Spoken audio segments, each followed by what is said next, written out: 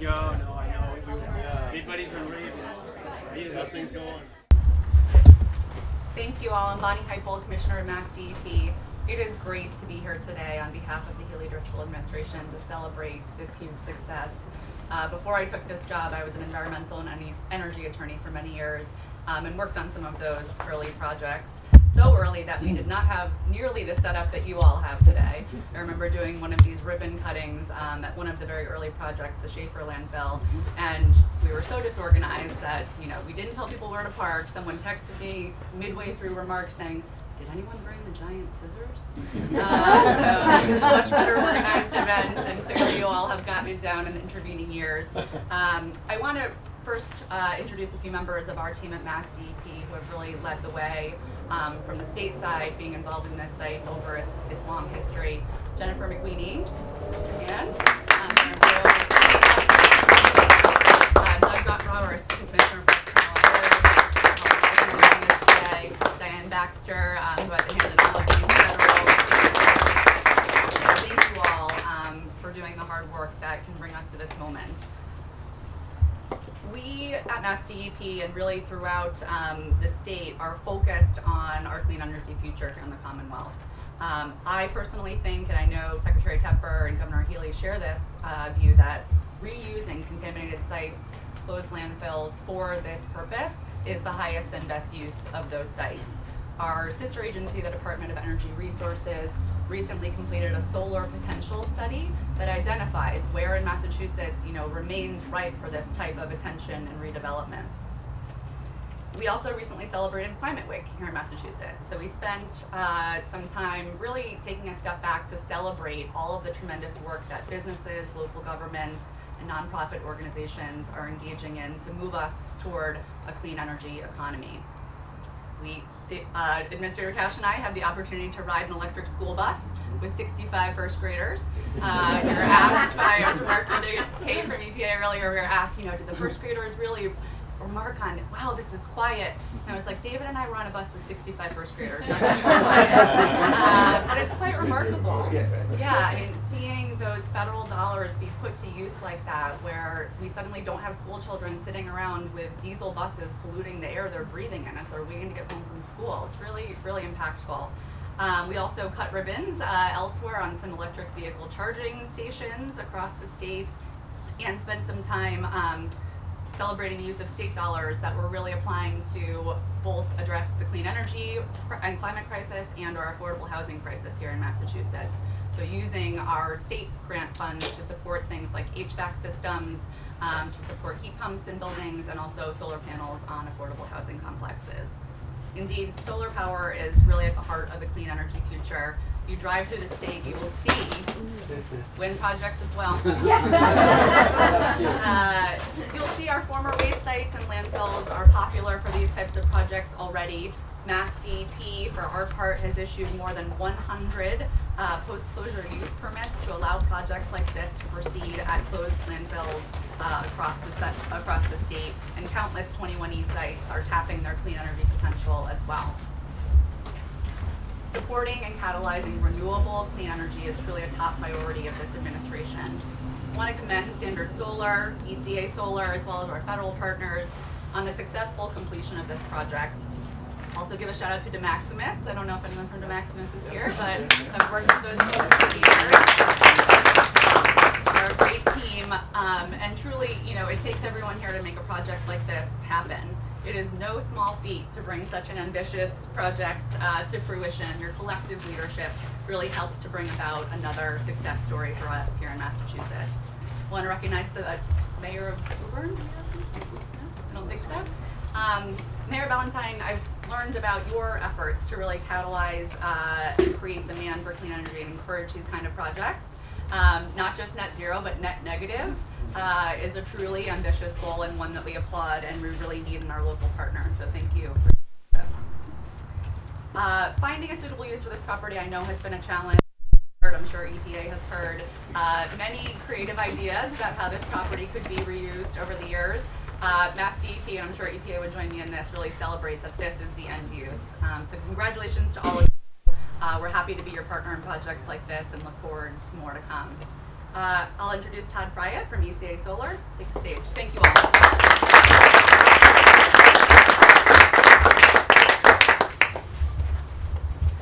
Hi everyone, I'm Todd Fryatt. I'm the founder and CEO of ECA Solar.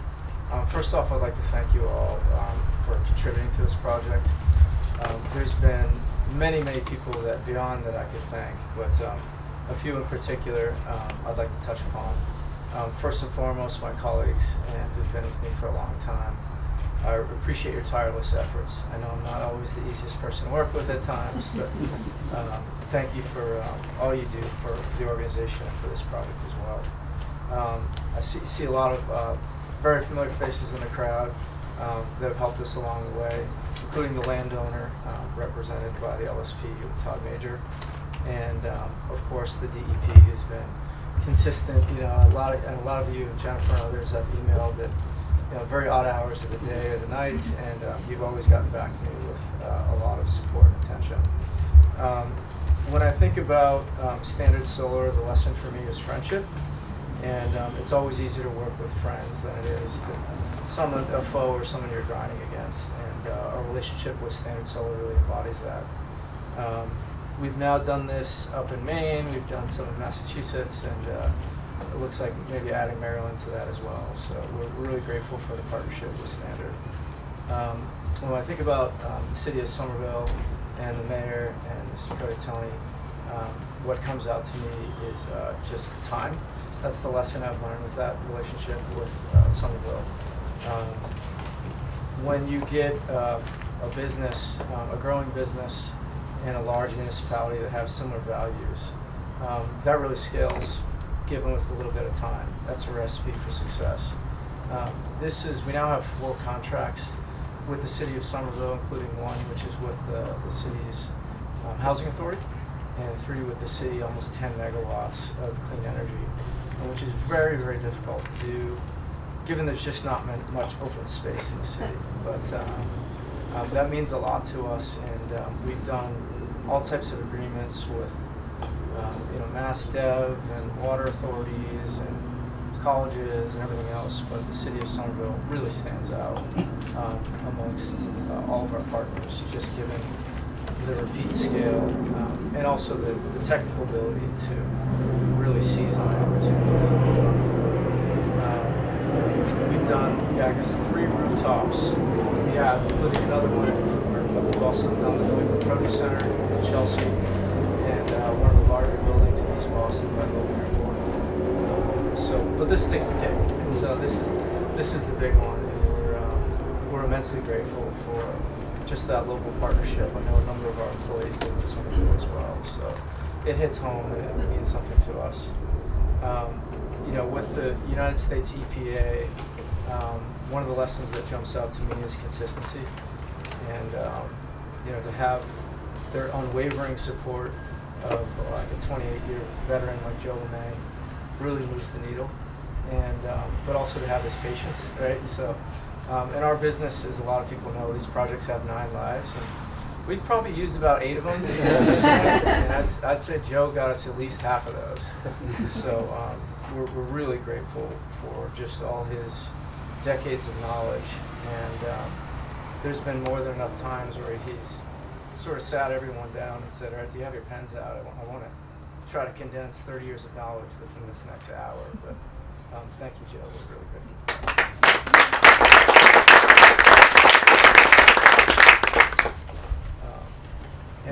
This project is special for me, I think, in large part because of the story.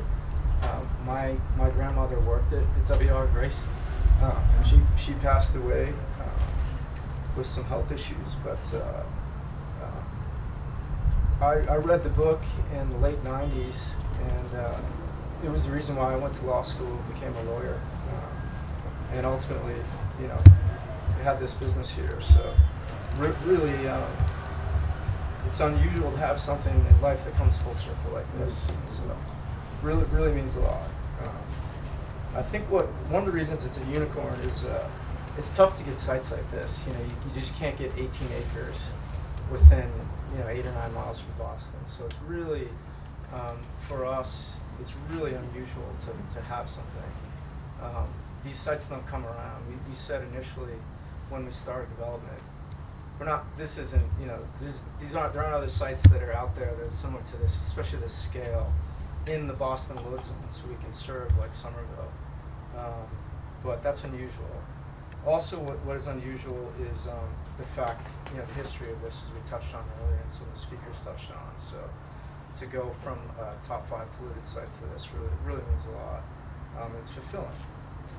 But also, we last but not least, we are doing net metering, but we don't have any state incentives here. And so beyond just the standard Class 1 renewable energy credits, there's no there's no hit to taxpayers or ratepayers or something like that. And so that's also, I think, an important aspect of the story. This is all done through private funds, and of course the tax credit program of the federal government, including the Inflation Reduction Act.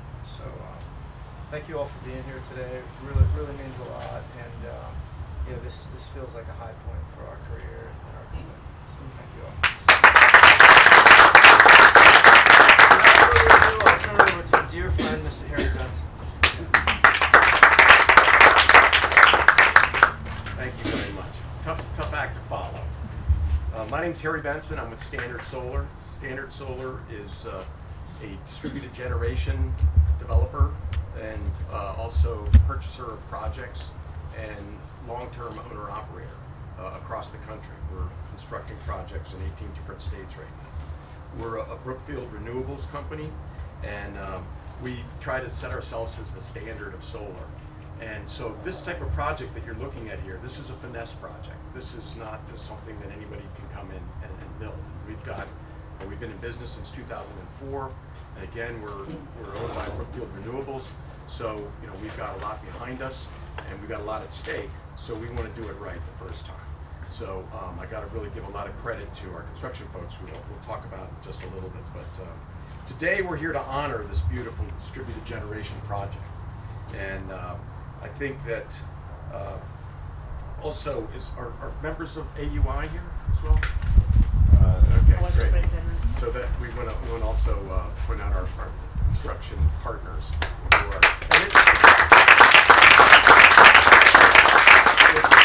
It's all about partnerships. We're partners with ECA, and they develop the projects, and then we come in and buy them from them and get all the glory, or most of the glory. But that's just how it works sometimes. We bought this project from ECA, and I got to tell you, ECA, Todd, thanks for the nice words on us, but you guys are really just a pleasure to work with, and I think you're easy to get along with. ECA is one of the best and dearest developer partners that we have, and it's because they're such a class act, and they've got such a great culture, and they're growing leaps and bounds. They're one of the fastest growing developers in already growing areas, so good luck with that. We're just happy to go along for the ride. This project is personal to me. I know everybody's kind of touching base. Todd, that was really interesting, but sorry about your grandma.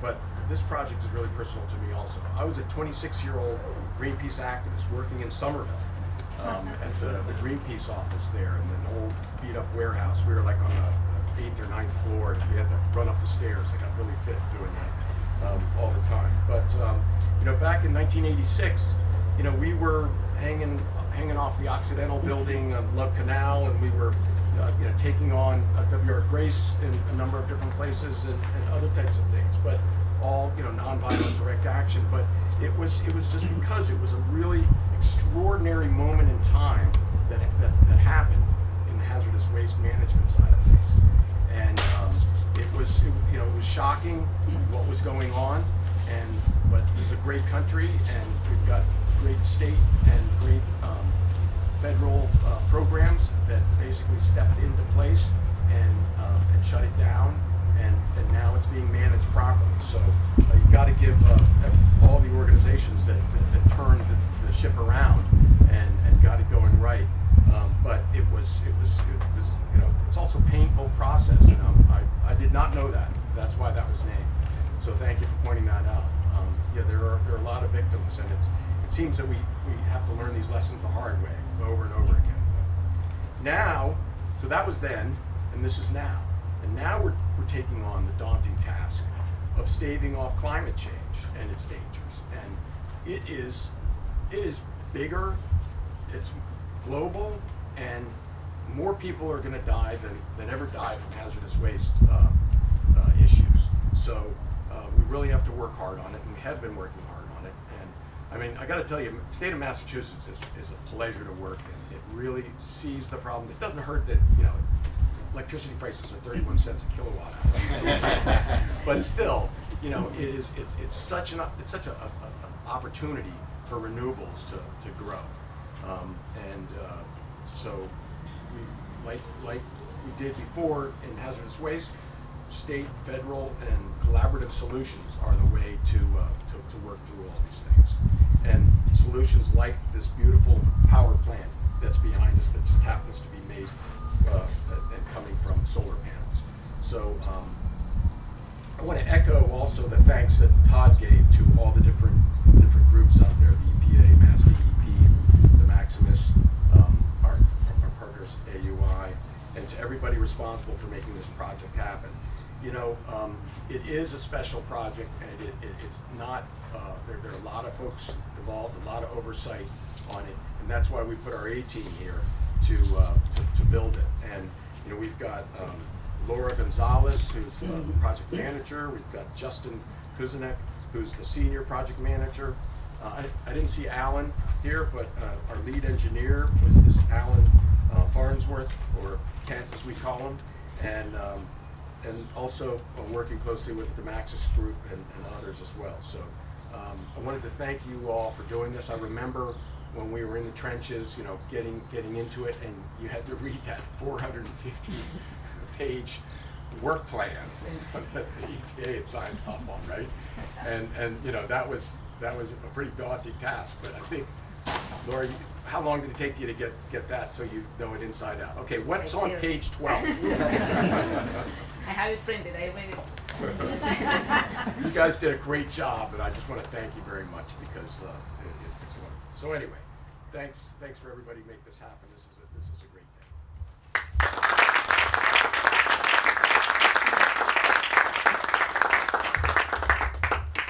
We do want to do a ribbon cutting with everyone. We were going to do it over here, so we'll go get the big scissors. We'll probably do it a couple times so numerous people can cut the ribbon.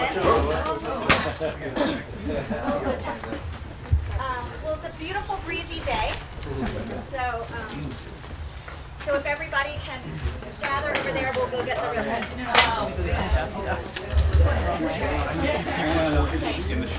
That way they're not Hi everybody, I am at the ribbon cutting for the solar array that is going to source 1/3 of our electric energy for municipal buildings in the city of Somerville. This is a huge step forward in not only creating green economy jobs that made this happen, but also expanding our green economy.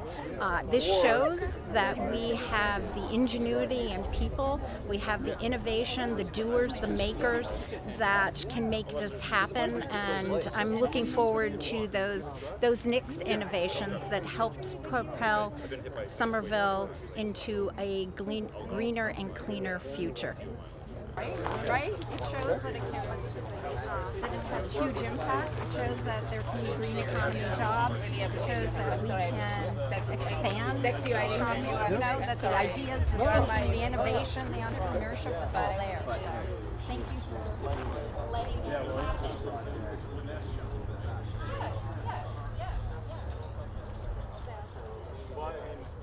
working with ECA and also like Standard Solar internally and AUI. Like I just said to Todd, like all great human endeavors are done through collaboration. So this wouldn't happen by us alone. So thank you for everyone for showing up. This is phase one. We have phase two on the other side of the road. Phase one is 3.5 megawatts of PV or solar power. We have a little over 7,000 modules, 7,500 correct me if I'm wrong, Tony. Like you're the boots on the ground. So yeah, so it's like 7,500 modules here, and like you said, it's 1/3 of your power for Somerville. So that's a really great feeling. You know? Yeah. And I'm glad that we can turn what was once a pretty negative, dark spot in town to being a bright light. So if there's any questions, just feel free to ask away. This is a ballasted system over the cap, and we have cable tray going throughout here, so it's kind of hard to like do a site tour, without like hurdling, without these hurdles. So On the 1-year anniversary, we can all hurdle through the fields. we'll do a steeplechase run right through Yeah. it, and then and have some fun with it. But it's we have our 2 equipment pads are right behind you, with our Part of the glue manufacturing that occurred here between the 1930s up until 1970. The byproducts from the glue manufacturing were animal hide cooked waste that wasn't useful to them any longer, and they moved them in areas that were out of their way and created a very large pile that went from here all the way to Halls Brook. And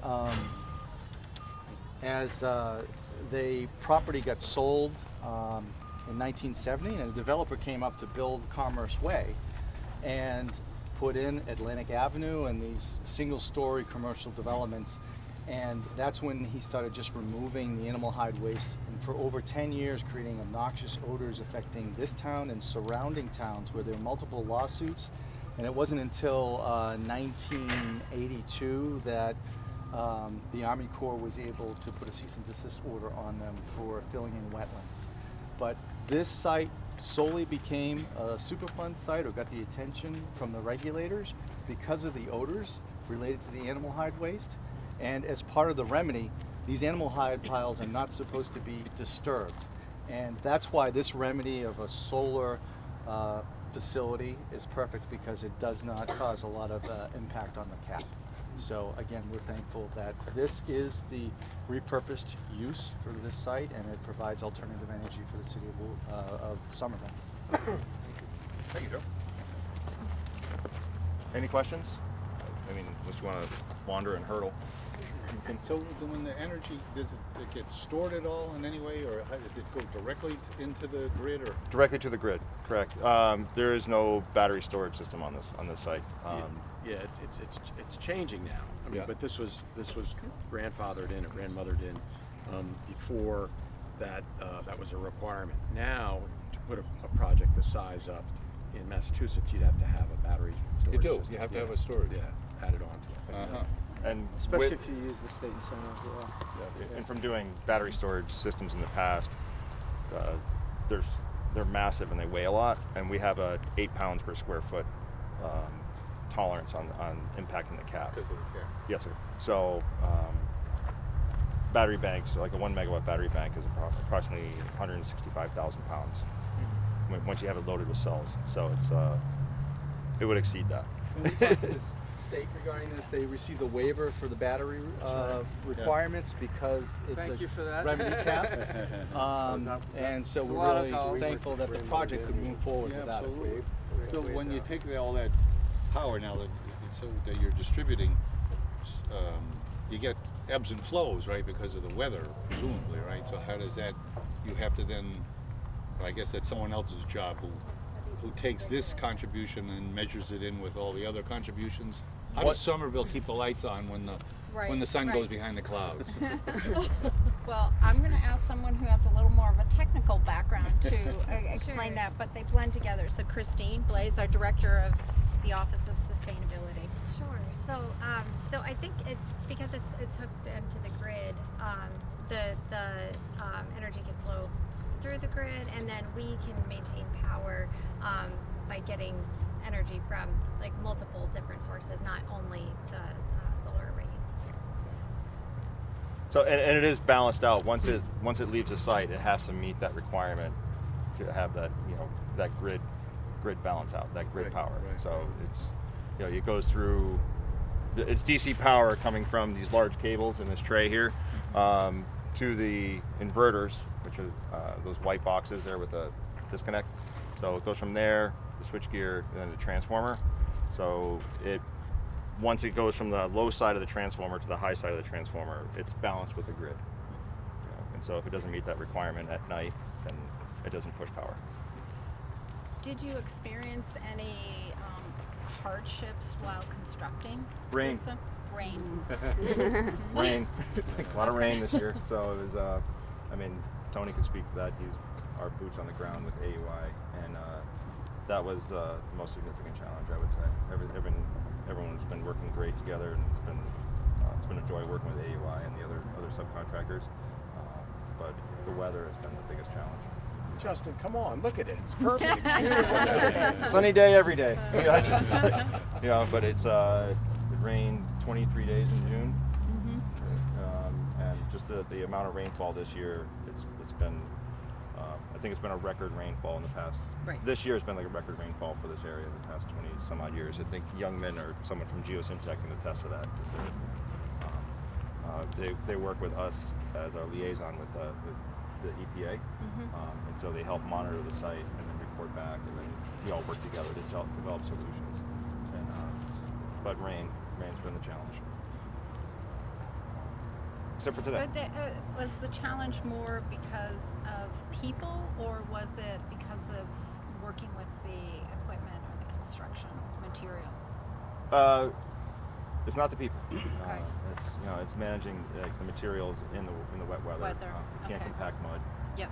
So it slows it stops the schedule. First of all, if there's too much rain, we can come to a screeching halt, and we have, and it creates more work. Yeah. So now we're diverting the water, we're fixing washouts, we're trying to Mitigate. mitigate Okay. rather than Yeah. work on the project itself. Yeah. So that is the impact. Yeah. One of Progress. the challenges has just been the weather relative to the impact on Eversource, right? And getting Eversource's attention to this project that's been on schedule, but when you have all these other disasters that come up and they get mobilized elsewhere, you get put back on their schedule. And that's one of the things right now that we're waiting for that schedule to clear up and to coordinate and to get to the final point of getting approval for operations so that you can receive the energy. So, rain is more of an umbrella term. Yeah. Pun intended. Using your office to kindly assist us with the utility is something we would not hesitate to ask for. And we're chasing Eversource a little bit, and they've been a good Happy partner, to but step they've in. been behind a little bit. Yeah. We want to keep your lights at Yes, a third of we the cost. The area work center for the whole region, including Cambridge and others, is in Somerville. So, What does it do economically? The contribution here for Somerville. How's that? in terms of savings. Yeah, it saves the city about $100,000 a year. It's fairly significant. Say so. So roundabout number. Yeah, wow. What are you doing with the other 2/3? A lot of it's grid connected, but we also have some other solar arrays, including some from ECA already. So, doing everything we can. Do you want to cut the first? Oh, here, no, David, come over here. I just saw Bonnie first. Everybody get in, and then we're gonna, like I said, we're gonna take a couple of these. We'll have the mayor cut. We'll have everybody. Folks at the end, just push in just a little bit. Get everybody in. And we're good right there. Anytime you're ready. And 3, 2, and 1. Go ahead. There. Woo! Awesome. Who else should cut this? Who else? You want Todd? You should. Todd and Harry get it. I know. Never few these. Thank you. Stand by. Good, folks on the end, you can squeeze on in. Yes, go. Thank you. Oh. All right. 3, 2, 1, go ahead. That's awesome.